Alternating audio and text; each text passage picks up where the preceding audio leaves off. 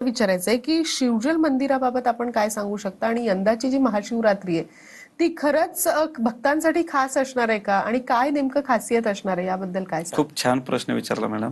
की कुठलाही व्यवसाय किंवा कुठलाही गोष्ट आपण करत असताना आध्यात्मिकची जोड असल्याशिवाय पूर्णत्वाला जात नाही. तसं आम्ही ज्यावेळेस काहीतरी दिलं तर देव पण आपल्याला काहीतरी देतो.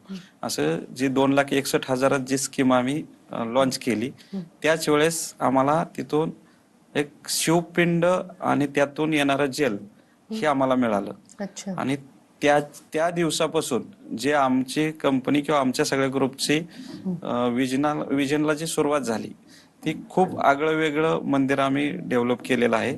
आणि मी सगळ्या प्रेक्षकांना पण सांगू इच्छितो की 26 फेब्रुवारीला की महाशिवरात्रीचा खूप मोठा वेगळा कार्यक्रम घेतलेला आहे. म्हणजे आमच्या कंपनीचं कामच असं आहे, आमच्या ग्रुपचं कामच असं आहे की नंबर 1 किंवा ओनली 1. जर आमच्या सगळे साईट किंवा आमचे काम बघितले, क्रिएटिव्ह आणि ऑपॉर्च्युनिटी ह्या दोन गोष्टीचा मिलाप करून आम्हाला ना कॉम्पिटिशन कोणाचं ना कुठलं, तर ह्याचं कारण शोधलं गेलं तर एक आम्हाला शिवजलची आध्यात्मिक ताकद. आम्ही कुठलंही काम हाती घेतलं तर ती काम अशक्य नाही ह्या हिशोबाने आमची सगळी कामं होत चाललेली आहेत. आमचं जसं स्वप्न तुम्हाला सांगितलं की मॉल बांधणारा बिल्डर हे आमच्या जवळपास पण कोणी ओळखीचा मिळाला नाही. मग आम्ही विचार केला की आपणच मॉल क्षेत्रात जाणं शक्य आहे का.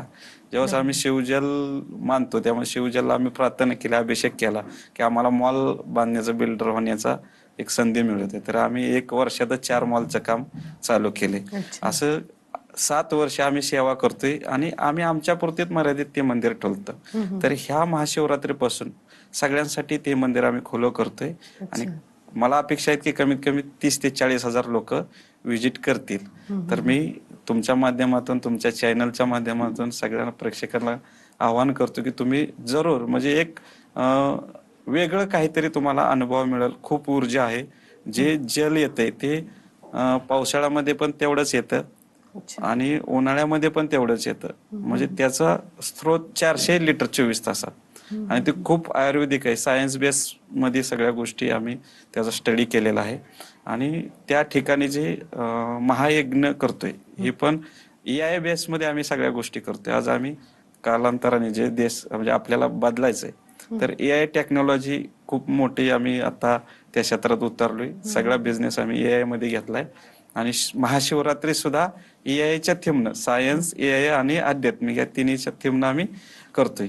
मनापासून मी तुमच्या TV9 चॅनलचं मनापासून भरभरून स्वागत किंवा आभार मानतो.